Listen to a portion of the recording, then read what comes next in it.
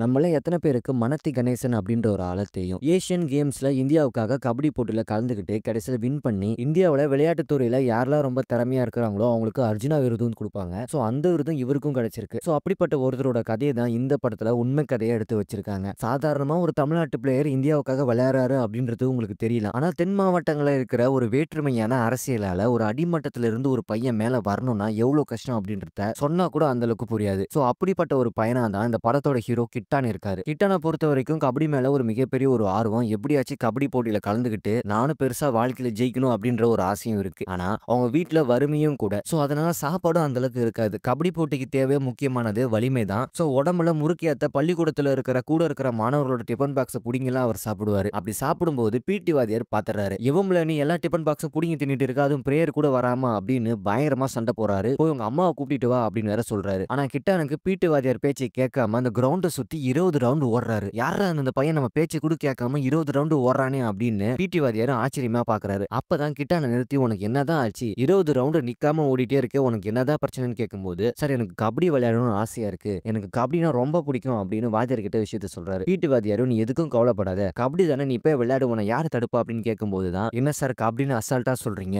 எங்க ஊர் டீம்ல என்ன சேர்த்துக்க மாட்டாங்க, எங்க ஊரோட டீமோட கேப்டனுக்கும் எங்க அப்பாவுக்கும் ஒரு சின்ன வாக்கியா தகராறு, சோ அதனால என்ன ஒதுக்கி வைப்பாங்க, இதனால எந்த டீம்லயும் என்ன சேர்த்துக்க மாட்டாங்க, நான் எப்படி விளையாடணும் அப்படின்னு கிட்டான்னு சொல்லும்போது, நீ எதுக்கும் கவலைப்படாதல, நம்ம ஸ்கூல் டீம் இருக்கு, நீ ஒரு 5 ரைடு மட்டும் கரெக்டா விளையாடு, நானே உன்னை சேர்த்துக்கிறேன் அப்படின்னு கிட்டானோ வாத்தியார் பேச்சை கேட்டுக்கிட்டு 5 ரைடு அவுட் ஆகாம விளையாடுறாரு. வாத்தியார் கிட்டானோட திறமையை பார்த்து நீ தாமல வேணும் அப்படின்னு கிட்டானையும் ஸ்கூல் டீம்ல ஜாயின் பண்ணிடுறாரு. ஆனாலும் இந்த பையனுக்கு கபடியோட பசி அதிகமா இருக்கும் போலயே அப்படின்னு ஹோட்டலுக்கு சாப்பிட கூப்பிட்டு போறாரு. பிடி வாத்தியாரும் இங்க பாருல நீ என்ன வேணா சாப்பிடு அப்படின்னு கிட்டானை சாப்பிட வச்சுட்டு அவர் வெளியே கிளம்பிடுறாரு. திடீர்னு ஹோட்டலுக்குள்ள 2 3 பேர் உள்ள புகுந்து சாப்பிட்டு இருக்கிறவங்க பல பேரை வெட்ட ஆரம்பிச்சிட்டாங்க. கிட்டானுக்கு அதை பார்த்த உடனே பயங்கர பயம், அங்க இருந்து ஓடி போய் ஒளிஞ்சுக்கிட்டாரு. அப்பதான் அந்த இடத்துல சரமாரியான ஒரு கொலை ஒண்ணு நடக்குது. கிட்டானுக்கு ஒரு கொலையை பாக்குறதுக்கு இதான் முதல் தடவை. அதை பார்த்த உடனே அவர் பயந்து கூனி குறுகி போய் நிக்கிறாரு. ஆனா அப்படி ஹோட்டலுக்குள்ள வந்து யாரு வெட்டுறாருன்னு சொல்லி பார்த்தா அவர் தான் பாண்டியன். தென் மாவட்டங்களா என்னதான் எத்தனை சமூகம் இருந்தாலுமே அது 2 பிரிவினரை தான் பிரிச்சு வச்சிருக்காங்க, ஒன்னு மேல இன்னொன்னு கீழே. சோ இந்த வன்முறை தான் இங்க ரொம்பவே அதிகமா இருக்கு. அதனாலே அந்த வேறுபாட்டை உடைக்கணும் அப்படின்னு சொல்லி பாண்டியன் ட்ரை பண்றாரு. காலங்காலமா இருக்கிற ஒரு வழக்கத்தை நீ யார்ல உடைக்கிற அப்படின்னு லாலு இன்னொரு பக்கம் சண்டை போறாரு. இதனாலே சமூகத்துக்குள்ள இருக்கிற வேறுபாடு இங்க மிகப்பெரிய பிரச்சனையா இருக்கு. இந்த பிரச்சனை எல்லாமே கிட்டம் புரிஞ்சுக்கிட்டு கபடியில அவர் ஜெயிக்கணும் மாட்டாரா அப்படின்றது தான் அவங்க அப்பாவோட மிகப்பெரிய ஒரு பயமே. ஏன்னா அவங்க அப்பாவுக்கு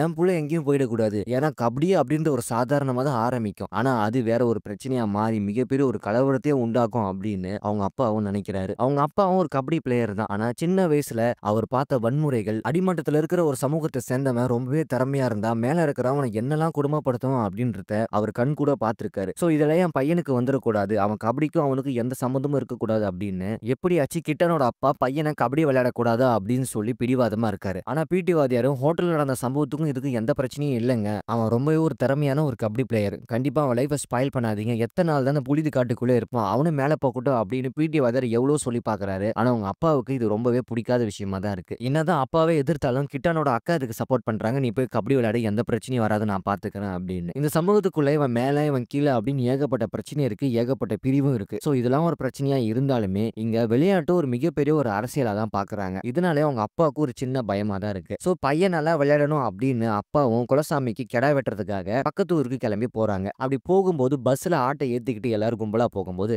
ஆடும் பக்கத்துல இருக்கிற ஒருத்தர் மேல தெரியாதனமா அசிங்கம் பண்ணிருது. உடனே யார் அவன் ஆட்டுக்காரன் ஏன் வேலை வந்து அசிங்கப்படுத்துதா அப்படின்னு சண்டைக்கு வந்துடுறான். சரி உடையா என்னையா அப்ப ஆடுதாயா அப்படின்னு அப்பா சொல்லும்போது என்னது வாயா போயாவா அப்படின்னு சின்னதா ஆடு அசிங்கம் பண்ணதால ஆன பிரச்சனை, அவனும் அப்பா மேல கை வச்சிடறான். உடனே கிட்டானுக்கு பயங்கரமா கோவம் வந்துருது, எவன்லாவது ஏன் பண்ண அடிக்கிறது அப்படின்னு அங்கேயே சண்டை பெருசாகுது. இப்படியே ஒருத்தருக்கு ஒருத்தர் மாட்டி சண்டை போடுறாங்க. இந்த ஆட்டை தானே இவ்வளவு பிரச்சனை அப்படின்னு அவனும் ஆட்டை குத்தி போட்டுறான். சோ அப்பாவாலையும் கிட்டானாலையும் இதை தாங்க முடியல, பிரச்சனை ரொம்ப பெருசா வெடிக்குது. தன்னோட குலதெய்வத்துக்காக வேண்டி விட்டுட்டு இருந்த ஒரு ஆடை இப்படி குத்தி போட்டுட்டாங்களே அப்படின்னு எல்லாருக்கும் ஒரே கவலை. இதுக்குதான் உன்னை வெளியே எங்கேயும் அனுப்பாம என் கைக்குள்ளேயே வச்சிருக்கேன், இப்ப பாத்தியா அந்த கபடி அப்படின்னு விளையாட போய் ஏகப்பட்ட பிரச்சனை இழுத்துட்டு வந்துடாத, ஒரு சாதாரணமா ஒரு ஆடு அசிங்கமான ஒரு விஷயத்த எவ்வளவு ஒரு கலவரமா மாத்திட்டானுங்க பாரு, இந்த இடத்துல நம்ம வாழணும்னா நம்ம அனுசரிச்சு தானே போய் ஆகணும் அப்படின்னு அப்பாவும் எவ்வளவு சொல்லி பாக்குறாரு. அது மட்டும் இல்லாம இதுக்கப்புறம் நீ கபடியே விளையாடக்கூடாது அப்படின்னு கிட்டாங்கிட்ட சத்தியமும் வாங்கிடுறாரு. சோ இப்படியான ஏகப்பட்ட பிரச்சனைகள் இந்த சமூகத்துக்குள்ள இருந்தாலுமே கிட்டான எவ்வளவு முயற்சி பண்றாரு, நான் கண்டிப்பா கபடி விளையாடியே தீருவேன் அப்படின்னு. இங்க நடக்கிற பிரச்சனை எல்லாம் பார்த்தா கிட்டானுக்கு பயமா தான் இருக்கு. பொதுவா அவருக்கு பயம் வந்தா பயங்கரமா ஓடுவாரு. அப்படி ஓடிட்டு இருக்கும்போது தான் ரோட்ல மறுபடியும் பிடி வாத்தியார பாக்குறாரு. எதுக்குல நீ மறுபடியும் ஓடிட்டே இருக்குன்னு கேட்கும்போது தான், சார் நேத்து பஸ்ல ஒரு சின்ன பிரச்சனை ஆயிடுச்சு, அதனால எங்க ஆட்டையே குத்தி போட்டுட்டாங்க பண்ணிட்டானுங்க. ஒரு சாதாரண பிரச்சனைய அந்த ஊருக்காரங்க பெரிய பிரச்சனையா மாத்துறாங்க அப்படின்னு நடந்த விஷயத்த எல்லாமே பிடி வாத்தியார் கிட்ட சொல்லும்போது, ஆப்போசிட்ல வந்து வந்தவன், "நேத்து பஸ்ல சண்டை போட்டான் பார்த்தீங்களா? அவனே தான். அவன் நம்ம கிட்ட பார்த்த உடனே, நேத்தான பஸ்ல நீங்கள அடிச்சேன்" அப்படின்னு மறுபடியும் சண்டைக்கு தான் வரான். அந்த பஸ் பிரச்சனையே ஒரு மிகப்பெரிய ஒரு பகையா மாறுது. வாத்தியார் என்ன சொன்னாலுமே அந்த பசங்க கேட்காம கிட்டான அடிக்க தான் வரானுங்க. வாத்தியாரும் அடிச்சிடுறானுங்க. சோ இந்த ஒரு சம்பவம் கிட்டானுக்கு மிகப்பெரிய ஒரு பாதிப்பை ஏற்படுத்துது. எங்க போனாலும் நம்மள அடிச்சிட்டே இருக்கானுங்க. நம்மள திருப்பி அடிக்கணும் அப்படின்னு எல்லா இடத்துலயும் அவரும் திருப்பி அடிக்கிறாரு. ஆனா பிடி வாத்தியாருக்கும், "நீ வன்முறைய கையில எடுக்கக்கூடாது. உன்னோட திறமைய நீ கையில எடு. அதுதான் உன்ன மேலும் மேலும் உயர்த்தும்" அப்படின்னு கிட்டானோட அப்பா கிட்டே போய் பேசுறாரு. "உங்க புள்ளைய நீங்க கபடி விளையாட வைங்க. அப்பனா தான் உன்னோட எதிர்காலமே நல்லா இருக்கும்" அப்படின்னு. அவங்க அப்பாவும் ரொம்ப யோசிக்கிறாரு. "என்ன சார் கபடின்னு? சொந்த ஊர்ல ஒரு கபடி டீம் இருக்கு. அந்த டீமுக்குள்ளயே அவன சேர்த்துக்க மாட்றானுங்க. வெளியூர்ல போய் எங்க சேர்த்துப்பாங்க" அப்படின்னு அவங்க அப்பாவுக்கும் ஒரே கவலையா இருக்கு. எதுக்காக சொந்த ஊர்ல ஒரு டீம்ல போய் அவன் சேரணும்? அவனே ஒரு டீம உருவாக்கணும் அப்படின்னு புது டீம சொந்த ஊர்ல உருவாக்க சொல்றாரு வாத்தியாரு. சரி இதுவும் நல்ல ஐடியா தான் இருக்கே அப்படின்னு அப்பாவும் கடைசியா ஒரு வகையில சம்மதிச்சு, சுத்து வட்டாரத்துல நடக்கிற லோக்கல் கபடி மேட்ச்ல கிட்டான்னு ஒரு டீம ரெடி பண்ணி, அவரும் ஒரு அணிக்கு கேப்டனா கபடி விளையாடுறாரு. ஆனா என்னதான் கிட்டான் ஊருக்குள்ள ஒரு டீமே ரெடி பண்ணாலும், ஏற்கனவே இருக்கிற அந்த ஊரோட கபடி டீமோட கேப்டனுக்கும் இது கோவம் வருது. ஏன்னா ஏற்கனவே அந்த கேப்டனுக்கும் கிட்டானோட அப்பாவுக்கும் ஒரு சின்ன பிரச்சனை. அவனுக்கு சுத்தமா பிடிக்கல இவன் இன்னொரு டீம உருவாக்குனது அப்படின்னு. ஆனா என்னதான் பிடிக்காம இருந்தாலுமே கிட்டானோட திறமை அந்த அளவுக்கு ரொம்ப அற்புதமா இருக்கு. அவர் புதுசா ஒரு டீம் ரெடி பண்ணி எல்லா மேட்ச்லயும் வின் பண்ணி அந்த ஊர்க்காரங்களே, "பரவாயில்ல இந்த பையன் நல்லா தான் விளையாடுறான். இந்த பையனை நம்மளோட டீம்லயே சேர்த்துப்போம்" அப்படின்னு சொந்த ஊருக்குள்ள எந்த டீம்ல அவங்க சேர்க்க வேணாம்னு சொன்னாங்களோ, அதே டீம் ஆளுங்களே "நீ தான் எனக்கு வேணும்" அப்படின்னு சொல்லி மறுபடியும் சொந்த ஊருக்குள்ள இருக்கிற டீம்ல ஜாயின் பண்றாங்க. சோ கிட்டனோட வளர்ச்சி இங்க தான் ஆரம்பிக்குது. அவரோட திறமை படிப்படியா வளர்ந்து இப்படியே லோக்கல் மேட்ச் அப்படின்னு சொல்லி எல்லா மேட்ச்லயும் அவர் பயங்கரமா கலந்துகிட்டு எல்லா மேட்ச்லயும் அவர் வின் பண்றாரு. ஆனா ஒரு ஊருக்குள்ள ஒருத்தன் திறமையா இருந்தாலுமே எல்லாரோட பார்வையும் அவன் மேல தான் இருக்கும். சோ அப்படிப்பட்ட ஒரு சம்பவம் தான் அங்க நடக்குது. ஊருக்குள்ளே பெரிய ஆளா இருக்கிற லால் கிட்டனோட மேட்ச பார்த்து, "பரவாயில்ல இந்த பையன் நல்லா விளையாடுறான்" அப்படின்னு சொல்லி அந்த பையன அவரோட டீம்ல ஜாயின் பண்றதுக்காக அவங்க அப்பா கிட்ட போய் பேசுறாரு. ஆனா அவங்க அப்பாவுக்கு இது சின்ன ஒரு பயம் தான். ஏன்னா அந்த சமூகத்துக்குள்ளே 2 பிரிவினரா பிரிஞ்சிருக்காங்க. ஒண்ணு பாண்டியன், இன்னொன்னு லால். பாண்டியன் சைடு தான் அவரோட அப்பா இருக்காரு. இருந்தாலுமே லாலும், "நான் கபடின்னு வந்துட்டா எந்த பிரிவும் பார்க்க மாட்டேன். அவன் ஒரு திறமையான ஒரு பிளேயர். நான் அவனோட திறமைய மட்டும் தான் பார்ப்பேன். அதனால தான் என் டீம்ல சேர்த்து அவன விளையாட வைக்கணும்னு சொல்லி நான் ஆசைப்படுறேன். என் டீம்ல இருக்கிற எவனுமே ஒருத்தனுக்கு ஒருத்தர் தெரிஞ்சவனும் கிடையாது. அதனால எந்த ஒரு பிரச்சனையும் வராது. என்னோட வெளி அரசியலையும் இந்த விளையாட்டையும் நான் எப்பவுமே சேர்க்க மாட்டேன்" அப்படின்னு லாலும் உறுதி குடுக்குறாரு. சரி வேற வழியே இல்லாம கிட்டானோட அப்பாவும், "சரி நீ போய் ஜாயின் பண்ணிக்கோ" அப்படின்னு கிட்டானும் லாலோட கிளப்ல ஜாயின் பண்ணி ரொம்பவே நல்லா விளையாடுறாரு. இப்படியே காலங்கள் போக போக எல்லா போட்டிகளிலும் பயங்கரமா வின் பண்றாரு. ஆனா இங்க பிரச்சனைன்னு ஒண்ணு இருந்தாலுமே கண்டிப்பா வன்முறையும் இருக்கு. லால கொல்றதுக்காக பாண்டியனோட ஆளுங்க எல்லாமே உள்ள புகுந்துடுறாங்க. இதுக்கு முன்னாடியே லாலோட ஆளுங்க பாண்டியனை வழிமறிச்சு பாம் வச்சு அவரை கொலை பண்ணவும் ட்ரை பண்ணிருக்காங்க. அதுல இருந்து அவர் எஸ்கேப்பும் ஆயிருக்காரு. சோ உங்க பகை அப்படின்றது இவர் மேலதான் தப்பு, அவர் மேலதான் தப்பு அப்படின்னு நம்ம சொல்லவே முடியாது. எல்லாருமே பகைக்காக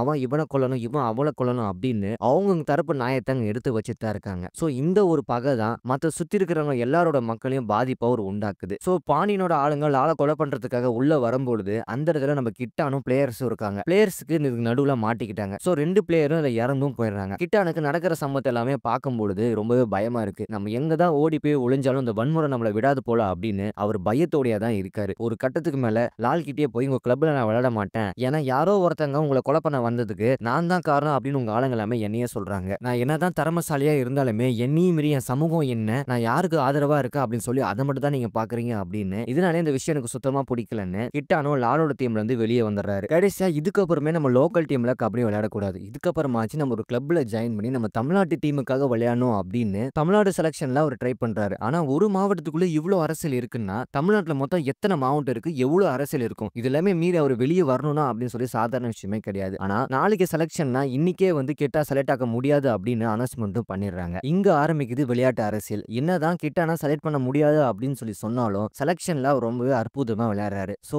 என்னதான் ஒரு 4-5 பேர் கெட்டவங்களும் இருந்தாங்களோ ஒரு சில நல்லவங்களும் இருப்பாங்க. சோ அந்த செலக்ஷன் கமிட்டில ஒரு நல்லவர் ஒருத்தர் இருந்து, "பரவாயில்ல அந்த பையன் நல்லா விளையாடுறான், இவனை ஏன் செலக்ட் பண்ண மாட்டேன்னு சொல்றாங்க, இவனை தான் முதல்ல செலக்ட் பண்ணணும்" அப்படின்னு அந்த நல்லவர் மூலியமா தமிழ்நாடு டீம்ல கிட்டானும் ஜாயின் பண்றாரு. சோ இதனாலேயே ஒரு வளர்ச்சி இன்னுமே ரொம்பவே அதிகமா இருக்கு. இருந்தாலும் ஊருக்குள்ள ஏகப்பட்ட அரசியலும் வேற நடந்துட்டு தான் இருக்கு. அதெல்லாம் ஒரு பக்கம் இருக்க, என்னதான் கிட்டானோட வாழ்க்கை ரணகணமும் போர்க்களமும் இருந்தாலுமே ஒரு சின்ன காதல் கதையும் இருக்கு. கிட்டா தன்னோட வயசுல பெரிய பொண்ணை லவ் பண்ணிட்டு இருப்பாரு. அது வேற யாருமே கிடையாது, அந்த ஊரோட கேப்டனோட தங்கச்சி தான். சோ ஏற்கனவே கேப்டனுக்கும் கிட்டானோட அப்பாவுக்கும் ஒரு சின்ன பிரச்சனை. இதனாலே வந்து வயசுல பெரிய பொண்ணை இவன் ஏன்டா விரும்புறான் அப்படின்னு இந்த பிரச்சனை வேற புதுசா வேற வெடிக்குது. ஆனா அந்த பொண்ணு, "நான் கல்யாணம் பண்ணா கிட்டாவை தான் கல்யாணம் பண்ணுவேன்" அப்படின்னு ஒத்த கால்ல நிக்குது. இதெல்லாம் ஒரு பக்கம் இருக்க நம்பாலு கேம்ல மட்டும் தான் கவனமா இருக்காரு. காதல் பண்றதுக்கு இப்போதைக்கு நேரம் இல்ல. தமிழ்நாடு நம்ம டீம்ல செலக்ட் ஆனாலும் நம்மளோட எய்ம் இன்டர்நேஷனல் லெவல்ல ஒரு இந்தியாக்காக விளையாடணும் அப்படின்றது தான் அவரோட குறிக்கோள். ஆனா தமிழ்நாடு டீம்ல ஒரு நல்லவர் மூலியமா செலக்ட் ஆயிடலாம். ஆனா ஒரு இந்தியாக்குள்ள ஏகப்பட்ட மாநிலங்கள் இருக்கு. இதுக்குள்ள எவ்வளவு பெரிய அரசியல் இருக்கும் அப்படின்னு எவ்வளவுதான் கிட்டா திறமையா இருந்தாலுமே இந்தியா டீமுக்குள்ள அவரால செலக்ட் ஆக முடியல. ஏன்னா தமிழ்நாட்டுக்குள்ள என்னதான் ஒரு வேறுபாடு இருந்தாலுமே இந்தியாக்குள்ள ஒரு மிகப்பெரிய ஒரு வேறுபாடு மொழி வேறுபாடு. அவன் தமிழ், இவன் ஹிந்தி, இவன் பஞ்சாப், இவன் கன்னடா அப்படின்னு ஏகப்பட்ட மொழி வேறுபாடு இருக்கு. ஒரு ஹிந்திக்காரன் நான் இல்ல இவனை தான் சேர்த்தாகணும் அப்படின்னு ஒத்த கால்ல நிக்கிறான். சோ இதனால கிட்டனோட வாய்ப்பு இங்க தட்டி கழிக்கப்படுது. சோ எல்லா இடத்துலயும் ஒரு வேற்றுமை, எங்க போனாலும் ஒரு வேற்றுமை இருக்கு. எங்க போனாலும் நம்மள அடிச்சிட்டே இருக்காங்க அப்படின்னு சொல்லி அவரால தாங்கவே முடியல. மிகப்பெரிய ஒரு மனவேதனையில இருக்காரு. ஒருத்தனோட வாழ்க்கையில ஏகப்பட்ட பிரச்சனை சூழ்ந்து இருந்தாலும் இந்த சமூகத்துக்குள்ள நடக்கிற ஒரு அரசியல் யாரோட வாழ்க்கையை வேணா மாத்தலாம். அப்படி ஒரு எடுத்துக்காட்டு தான் இங்க நடந்திருக்கு. ஏற்கனவே இந்த ஊருக்குள்ள 2 பிரிவா சண்டை போட்டுட்டு இருக்காங்க. இந்த 2 பிரிவுக்கிட்டமே ஏகப்பட்ட முன்விரோதமும் இருக்கு. போன டைம் பாண்டியன் லால கொலை பண்ண பார்த்தாரு. ஆனா இந்த டைம் லால் பாண்டியன் எப்படியாச்சும் முடிச்சே ஆகணும் அப்படின்னு சொல்லி ஆளுங்களை செட் பண்ணி ஒரு துரோகத்தின் அடிப்படையில பாண்டியனை கொலை பண்ணிடுறாரு. ஒரு சமூகத்துல இருக்கிற ஒரு முக்கியமான ஒரு தலைவரை கொலை பண்ணிட்டா இந்த ஊருக்குள்ள நடக்கிற மிகப்பெரிய ஒரு கலவரம் ஏகப்பட்ட பிரச்சனையை உண்டாக்கும் அப்படின்னு கிட்டானோட அப்பாவுக்கு நல்லா தெரியும். அந்த சமயத்துல கிட்டானும் இந்தியா டீமுக்கு செலக்ட் ஆகாம மறுபடியும் வீட்டுக்கே திரும்பி வந்துடுறாரு. ஏற்கனவே இங்க ஏகப்பட்ட கலவரமா இருக்கு. இந்த டைம்ல நீ ஏன்டா வந்த?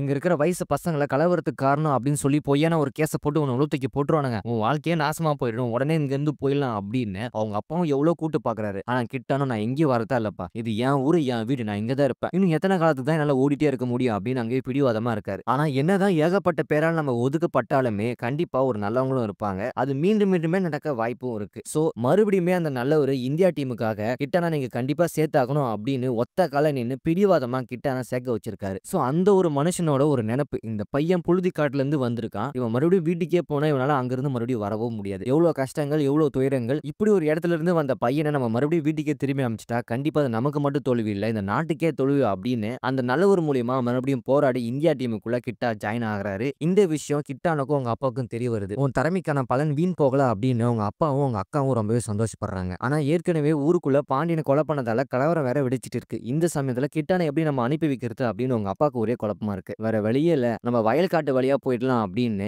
நைட் டைம்ல அங்க இருந்து தப்பிக்கிறதுக்காக 2 பேருமே அங்க இருந்து போறாங்க. ஆனா போற வழியில போலீஸ் கிட்ட மாட்டிடுறாங்க. இப்படி ஒரு கலவரத்துல 2 பேர் தனியா வந்தா யாரா இருந்தாலும் டவுட் வரும். அது போலீஸ்காரங்க சொல்லவே தேவையில்ல. நம்ம கிட்டானோட அப்பா கிட்ட கத்தி வேற இருந்திருக்கு. கண்டிப்பா அந்த கலவரத்துக்கு உனக்கு ஏதோ சம்மந்தம் இருக்கும் அப்படின்னு கிட்டானையும் உங்க அப்பாவையும் 2 பேருமே பயங்கரமா அடிக்கிறாங்க. போலீஸ்காரங்க தான் அப்பாவும் அடிச்சதால கிட்டானால பார்த்துட்டு சும்மா இருக்க முடியல. அந்த இடத்துல போலீஸ்காரங்களுக்கும் கிட்டானுக்கும் பயங்கரமா சண்டை நடக்குது. ஒரு கட்டத்துக்கு மேல கிட்டானோட அவங்க அப்பா ரொம்பவே அழுது கெஞ்சி கேட்கிறாரு. என்ன விட்டுருங்க, நாங்க ஒன்னும் தப்பான ஆளே கிடையாது. என் பையன் இந்தியா டீமுக்காக கபடியில செலக்ட் ஆயிருக்கான். கண்டிப்பா நான் அவனை அனுப்பிச்சு வைக்கணும். என்னோட பாதுகாப்புக்காக தான் நான் கத்தி எடுத்தேன். மத்தபடி வேற எந்த நோக்கமும் இல்ல அப்படின்னு எல்லார்கிட்டயும் கெஞ்சி கேட்கிறாரு. ஒரு கட்டத்துக்கு மேல ஒரு அப்பா தான் பையனுக்காக என்ன பண்ணணுமோ அந்த அளவுக்கு அவர் இறங்கி பண்ணி அந்த போலீஸ்காரங்கிட்ட இருந்து கிட்டான பத்திரமா அனுப்பிச்சு வைக்கிறாரு. ஏன்னா அப்படிப்பட்ட ஒரு வலியும் வேதனையும் இந்த ஊருக்குள்ள அனுபவிச்சிருப்பாரு. ஏன்னா ஒரு விளையாட்டு அப்படின்றத சாதாரணமா பார்க்காம அங்க ஒரு பிரிவினரா பிரிச்சு அங்க ஒரு அரசியல புகுத்தி ஏகப்பட்ட வேறுபாடு மூலியமா அங்க பிரச்சனையும் கலவரம் வேற உண்டாக்கிட்டு இருக்கு. இந்த சமூகத்துக்கு மத்தியில என் புள்ளைங்க வாழ தேவையில்ல, அவனாச்சும் நல்லபடியா இருக்கட்டும் அப்படின்னு உங்க அப்பா கடைசி நொடி வரைக்கும் போராடிட்டு இருக்காரு. இந்த பக்கம் பாண்டியனை கொலை பண்ணது லாலோட டீம் தான் அப்படின்னு சொல்லி போலீஸ்க்கு நல்லாவே தெரியும். இந்த கலவரத்தை கட்டுப்படுத்த லாலையும் போட்டு தள்ளியாகணும் அப்படின்னு